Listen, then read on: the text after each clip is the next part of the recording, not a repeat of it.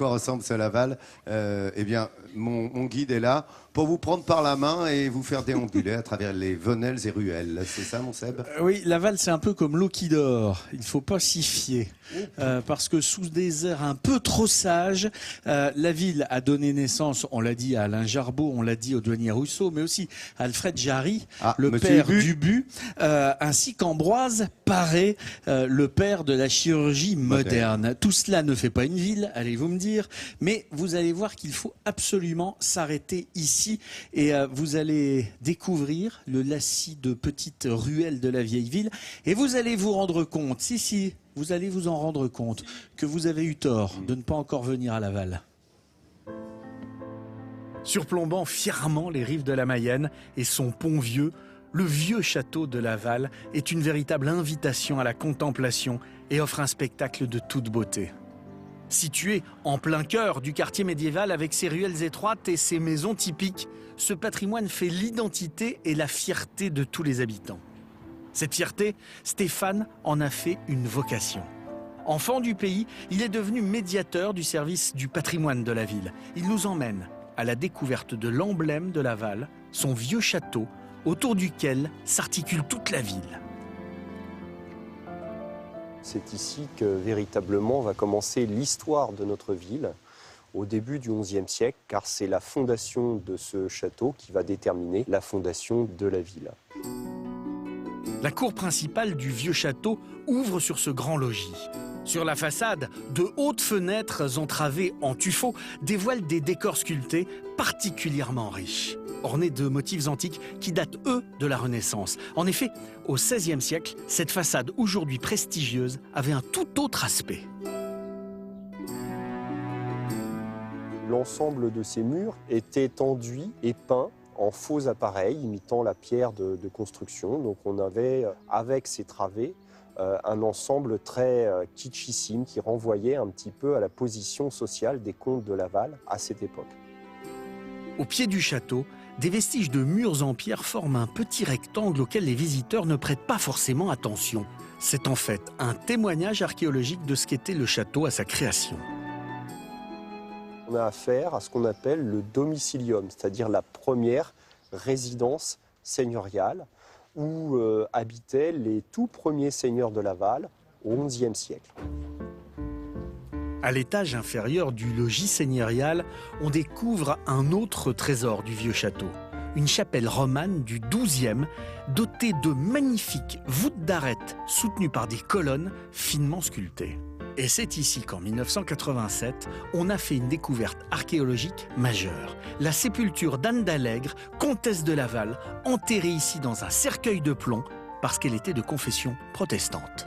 C'est un côté excitant quelque part parce que c'est dire qu'encore aujourd'hui, le château de Laval recèle vraisemblablement encore de certains secrets qui seront peut-être, pourquoi pas, dévoilés à l'avenir. Aujourd'hui, l'intérieur du vieux château fait office de musée et rend notamment hommage au douanier Rousseau, natif de la ville. Mais pour découvrir ce qui fait toute la renommée du château de Laval, il faut grimper à 34 mètres de hauteur, sous la toiture du donjon. Ici, on découvre une des plus vieilles charpentes d'Europe, construite en 1220, un bijou d'architecture militaire qui garde encore les traces indélébiles de ses constructeurs. Visiter cet espace, c'est entrer également en relation étroite avec ceux qui ont vécu dans le passé. Ici, on aperçoit en fait la trace de pas d'un ouvrier du XIIIe siècle qui, à un moment donné, a vraisemblablement marché sur un enduit encore frais. Et on a encore donc le négatif de sa chaussure. Sa vue imprenable sur toute la ville faisait de ce donjon un point d'observation idéal pour veiller à la sécurité de tous. Et qui dit château médiéval, dit également rempart. Dès le XIIIe, une enceinte urbaine est construite tout autour du château fortifié. On a une enceinte qui vient protéger le cœur de ville, château inclus.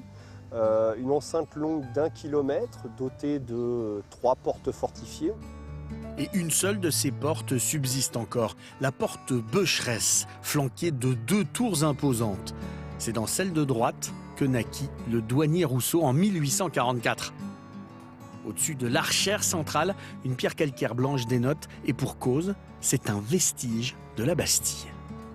En 1789, on a envoyé aux 4 coins du royaume de France les vestiges de cette ancienne forteresse royale. Et donc la pierre qui a été dévolue au département de la Mayenne s'est retrouvée ici. À quelques encablures de cette porte se trouve un autre édifice incontournable. C'est la maison du Grand Veneur, construite au XVIe siècle pour un riche marchand en textile. Et derrière cette façade Renaissance finement ciselée se cache un des trésors du patrimoine lavallois, un décor somptueux peint sur les poutres du plafond. On a un joyau inexploité, encore inconnu, parce qu'aucune étude détaillée n'a été réalisée de ce décor à l'intérieur de l'enceinte urbaine. Des joyaux du patrimoine, ce quartier médiéval en regorge. Il suffit de se laisser aller à la flânerie à travers ce dédale de ruelles que surplombent de magnifiques maisons à pans de bois. Celle-ci est l'une des plus anciennes de la cité. C'est la maison du Poux-Volant, qui tient son nom de sa fonction première. Au XVe, il s'agissait d'un hospice qui accueillait les nécessiteux. Aujourd'hui, le rez-de-chaussée est occupé par une association de lecture. Et pour Céline, la directrice, cette demeure reste tout simplement hors du temps. On est entouré de très beaux matériaux, du bois très solide, du beau bois et de la pierre. Donc on s'y sent bien, protégé. Ces maisons à pans de bois qui ont traversé le temps et les époques ne laissent personne indifférent. Adrien est un Lavallois pur souche. Il y a 2 ans, il a eu un vrai coup de cœur pour cette demeure du 15e qu'il a décidé d'acheter et de restaurer avec son frère. J'ai directement été attiré par le pan de bois. Et c'était avant tout un défi pour moi de reconstruire dans l'esprit traditionnel avec des matériaux assez nobles comme le bois et la chaux. C'est ça qui me fait vibrer dans notre restauration de ce bâtiment. Derrière cette maison construite sur les douves, le vieux château semble veiller tel un géant de pierre sur son quartier médiéval. Et bien plus qu'un patrimoine historique préservé, restauré et partagé, le vieux Laval fera toujours battre le cœur de ses habitants. Ouais, Alors, c'est beau, hein. C'est vraiment beau, c'est beau, les balades là, comme ça, c'est très agréable.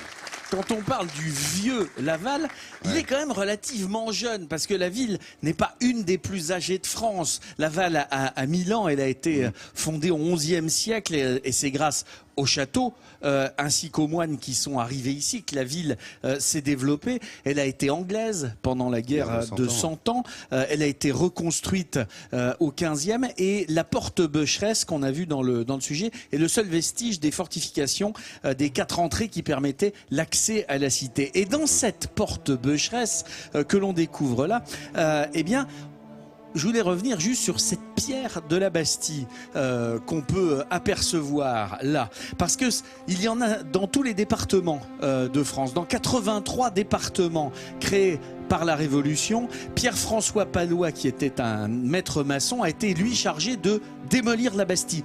Dès le soir du 14 juillet 1789, on commençait à démolir la Bastille. On en a fait les ponts de Paris. Absolument. Et il a voulu envoyer une de ces pierres, sculpter la Bastille dans une pierre et l'envoyer dans tous les départements. Ouais. Il se contentait d'envoyer des pierres avec quelques mots de la Déclaration des droits de l'homme et on les retrouve dans chacun des 83 départements. Il avait aussi fait des clés avec les chaînes du pont-levis. Ça, il y en a encore moins et il y en a quelques-unes qui traînent de ci de là dans les musées. Ouais, on aura le loisir d'en parler avec toi, professeur. Voilà, vous avez compris là quelques précisions justement sur cette belle ville de Laval qui a su préserver, comme on l'a vu, son patrimoine bâti là.